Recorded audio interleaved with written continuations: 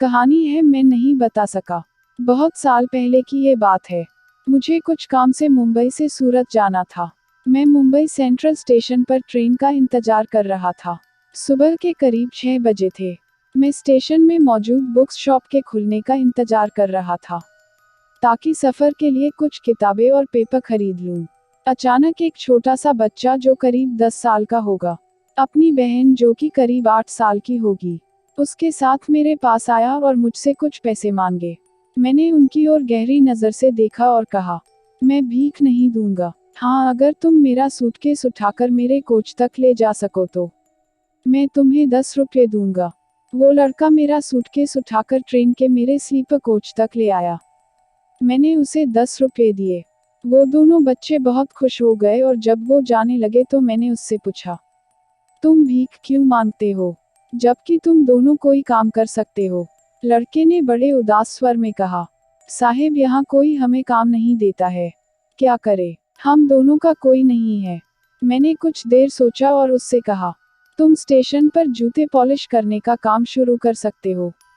उसने कहा, साहिब, ये तो मैं कर सकता हूँ, पर मेरे पास सामान खरीदने के लिए पैसे नहीं है।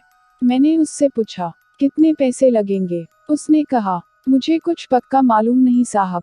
मैंने उसे 300 रुपये दिए और उससे कहा कि इस रुपयों से कुछ सामान खरीद लो और अपना काम शुरू करो। किसी से मांगने की जरूरत नहीं पड़ेगी, और हो सके तो इस बच्ची को सरकारी स्कूल में भेजो। उन दोनों ने मुझे हाथ जोड़कर प्रणाम किया। मेरी आंखें भीग गई थी। दोनों बच्चे भी करीब करीब रो ही रहे थे। ट्रेन चल पड़ी और साथ ही वो दोनों भी उस स्टेशन पर यादों के रूप में छूट गए। समय बीतता गया, कई साल गुजर गए। उस घटना के कुछ बरस के बाद फिर किसी काम से मेरा सूरत जाना हुआ। मैं फिर उसी मुंबई सेंट्रल स्टेशन पर खड़ा था। अचानक ही वो बच्चों वाली घटना याद आ गई। उस बात को करीब 5 साल गुजर चुके थे। पता नहीं वो दोनों कहाँ थे। मैंने मन ही मन कहा, खुदा उनको सलामत रखे। इतने में एक युवक मेरे पास आया और जमीन पर बैठकर मेरे जूते को पॉलिश करने लगा। मैं सक पका गया। मैंने कहा, अरे अरे, ये क्या कर रहे हो? मुझे जूते पॉलिश नहीं कराने हैं। मेरे जूते ठीक है। उसने कहा, सर, आप जूते पॉलिश करा लो।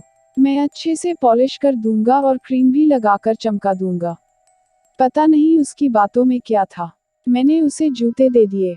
उसने बड़ी मेहनत से पॉलिश कर दिया और उसे एक कपड़े से चमकाने लगा। उसी वक्त एक लड़की उसके पास भागती हुई आई, और उस लड़के ने उसके कान में कुछ कहा। लड़की ने मुझे देखा और अपना दुपट्टा उस लड़के को दे दिया। उस लड़के ने उस दुपट्टे से मेरा जूता चमका दिया।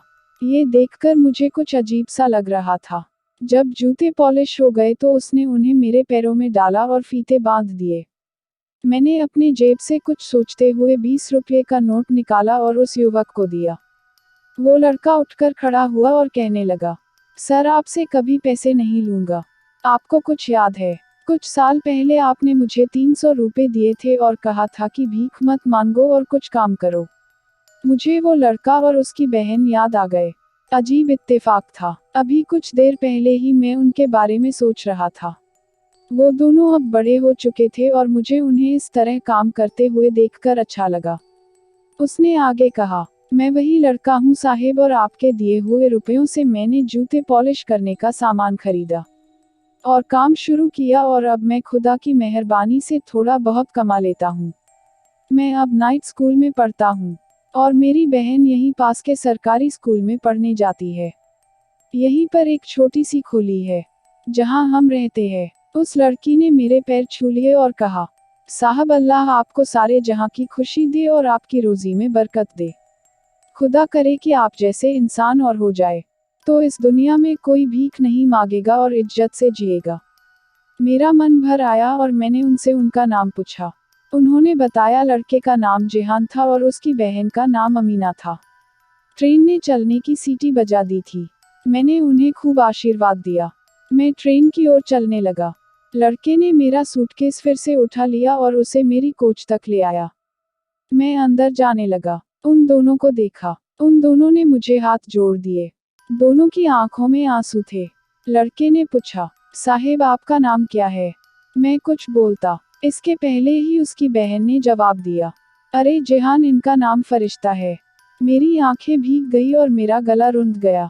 ट्रेन चल पड़ी। मैं उन्हें नहीं बता सका कि मेरा नाम क्या है, या मैं कौन हूँ, और मेरे लिए वो हिंदू या मुस्लिम नहीं बल्कि इंसान है।